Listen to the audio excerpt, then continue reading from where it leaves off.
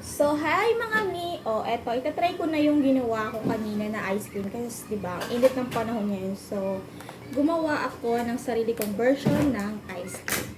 Eto yung flavor niya is, hindi pa siya ganun katigas kasi ilang oras pa lang siya sa ref. Alam nyo na, pag maraming laman ang ref, hindi siya agad-agad tumitigas. Pero pwede na to.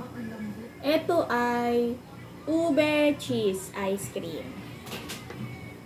Try mo, Rose? Malambot nga yan yung isa nilabas ko kanina.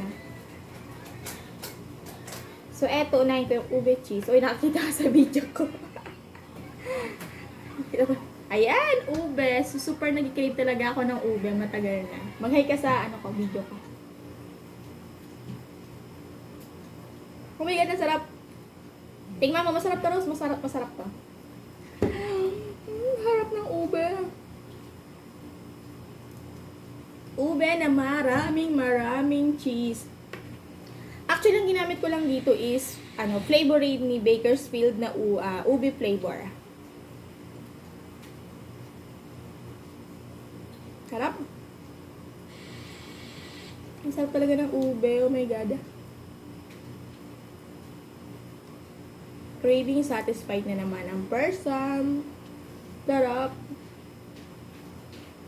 Sarap.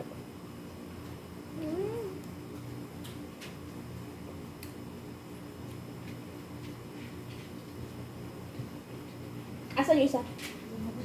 Asa yung isa? So, ayan. Bye. Yung hipin ko nagkaroon ng ube.